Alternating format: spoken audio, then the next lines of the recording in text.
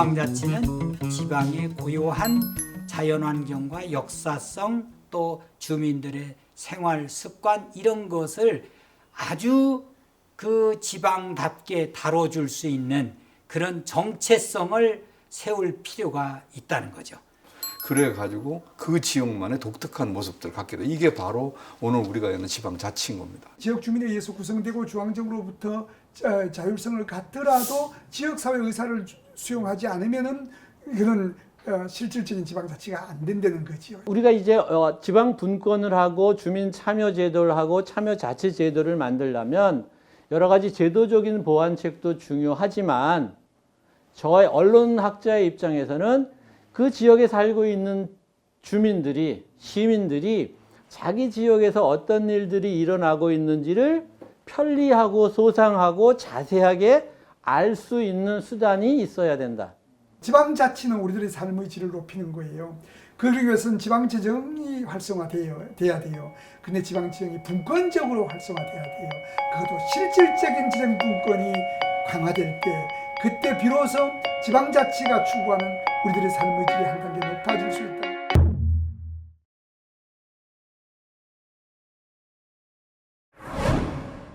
(87년에) 우리나라 헌법이 지금 현행 헌법이죠. 현행 헌법이 개정이 되고 그리고 나서 여러 가지 복잡한 정치 과정을 통해서 처음으로 1991년에 기초의회 그리고 광역의회 선거를 실시를 합니다. 그런데 91년 당시에도 지방자치단체장도 선거를 하기로 했습니다. 그런데 당시 정부에서 계속해서 차일피를 미루다가 95년에 이 지방자치단체의 장과 의원을 동시 선거하면서 지방자치가 다시 살아났다. 그래서 부활이라는 표현을 씁니다. 왜 동시지방선거라고 부르느냐 하면은 지방의회 선거와 지방자치단체장의 선거를 같이 했기 때문에 동시지방선거라고 부르죠.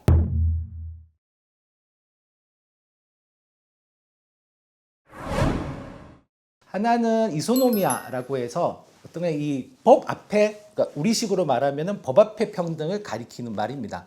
근데 뭐 법 앞에 평등은 사실 저희가 워낙 익숙한 말인데 이소노미아라고 하는 건 조금 다릅니다. 왜냐하면 저희가 아는 근대적인 의미의 법 앞에 평등은 우리도 똑같은 인간이니 나를 평등하게 대우해달라라고 하는 것이었다면 이 이소노미아는 어떤 거였냐면 나는 당신과 굉장히 질적으로 다른 사람이다. 하지만 우리는 똑같이 아테네의 시민이기 때문에 당신은 나를 동등하게 대우해야 된다. 라고 한 내용이었습니다. 이 이소노미아는 평민들도 귀족들한테 나도 동등한 시민이니 우리를 똑같은 동료 시민으로 대하지 않으면 이 미네라고 하는 곳에서 당신들의 힘을 제어할 것이다. 그래서 이소노미아라고 하는 것들은 일종의 흔히 비지배라고 이렇게 번역을 하기도 합니다. 그러니까 지배자가 없는 상태, 누구도 다른 사람을 억압적으로 대할 수 없는 상황을 이제 이소노미아라고 불렸고, 그렇기 때문에 아테네 미네는 평등한 관계 속에서 결정을 내릴 수 있는 이 토대가 닦였다라고 볼 수가 있습니다.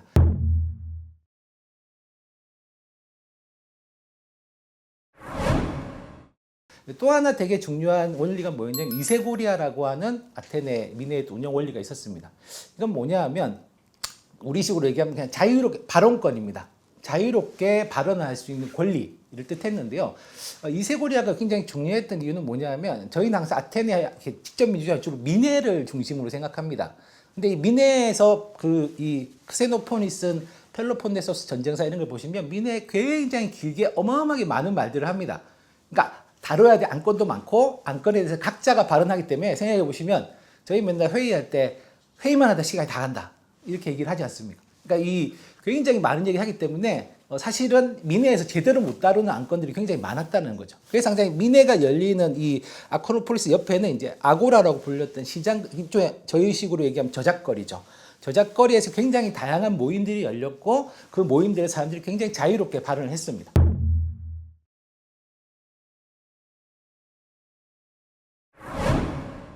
그래서 이 평민들이 썼던 방식이 뭐냐면 제세치오 플레비스라고 하는 이 뭐냐 하면 도시에서 철수하는 겁니다. 로마의 이 성벽 밖에 나가면 산이 하나 있는데요.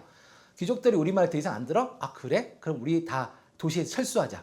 이래가지고 그냥 사람들이 물밀듯이 빠져나가서 그 산에서 진을 치고 버티는 겁니다. 원로원이 우리의 말을 들어줄 때까지 버티자. 생각해 보시면 이 평민들이 다 빠져나가면 뭐 귀족들이 스스로 밥을 지어 먹고 청소하고 그러지 않겠죠. 그럼 뭐냐면 결국 귀족들이 굉장히 불편해지는 겁니다. 심지어 이 평민들이 어떻게 했냐면 로마는 공화정은 다 뭐냐 하면 시민들이 결국 무장한 군대입니다. 게르만족이 침입해 오는데 또 마찬가지로 평민들이 우리는 너희들이 우리의 의견을 받아들이지 않으면 우리 전쟁 안 해. 라고 하면서 또 마찬가지로 산에 들어가서 진치고 있는 거죠.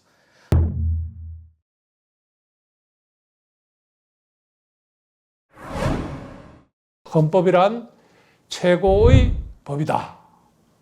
그 최고의 규범, 최고의 법, 뭐 이렇게 볼 수 있는데 여기 두 가지 의미가 있습니다.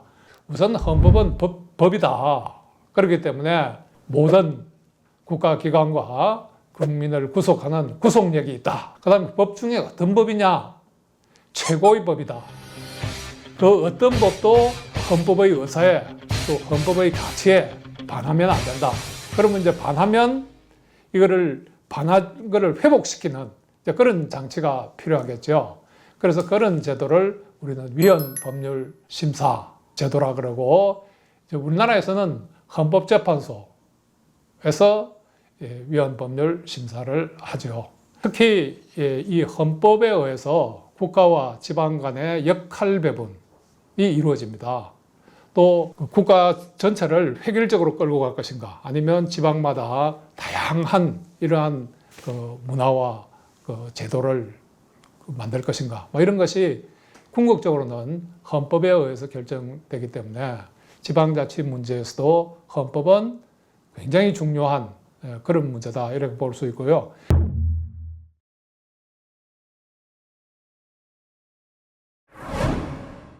그 다음에 헌법은 이제 두 번째 국가에게 권력을 부여하는 기능을 합니다. 그래서 뭐 대통령은 이러한 권한을 행사하고 국회는 이러한 권한을 그 국가한테 적극적으로 일을 할 수 있는 권한을 부여하는 이런 기능도 하고 그 다음에 세 번째 이건 이제 굉장히 중요한 현대 헌법의 특징인데 국가가 권력을 남용하지 못하도록 여러 가지 이제 제약을 가해서 한계를 설정해서 국민의 자유와 재산을 보장할 수 있도록 뭐 이렇게 해주는 거죠. 이런 걸 이제 보장하기 위해서 헌법에 이제 국민의 기본권도 보장하고 권력 분립, 그 다음에 법치주의, 민주주의 뭐 이런 것을 보장하게 되는 거죠.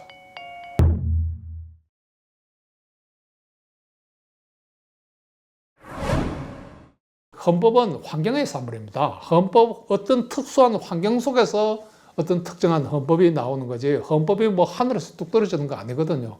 헌법이란 기본적으로 모든 법 기본이 그렇듯이 우리의 현실 문제를 해결하기 위한 겁니다. 그래서 우리 현실이 바뀌면 헌법도 바꿔줘야 되는 거예요.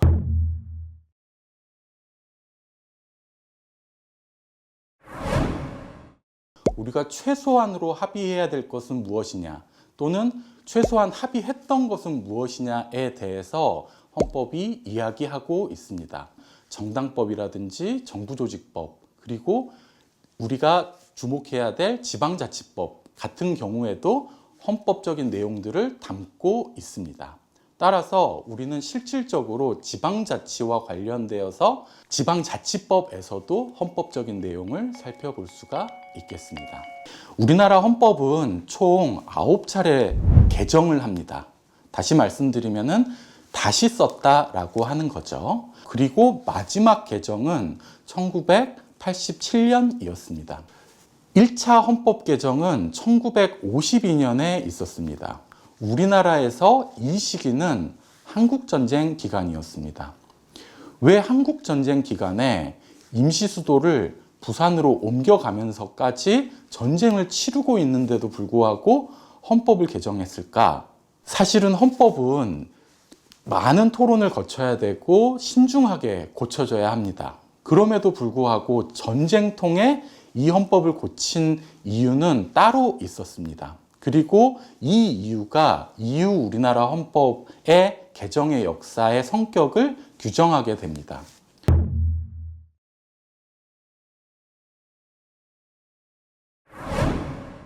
지방자치와 관련하여서 헌법에 매우 중요한 내용들이 규정이 되어 있습니다. 우리나라 현행 헌법으로는 117조, 118조입니다. 그런데 지방자치에 관련되어 있는 조항은 재헌헌법에도 비슷하게 규정이 되어 있습니다. 재헌헌법 96조의 내용입니다. 우리나라는 재헌헌법부터 지방자치를 규정하고 있었고, 우리나라의 지방자치는 단지 법률적인 사항이거나 아니면은 도지사 또는 시장, 군수 등을 뽑기 위한 단순한 제도가 아니라 헌법의 정신 그 자체를 구현하려고 하는 제도이고 가치라고 하는 것을 알 수가 있습니다.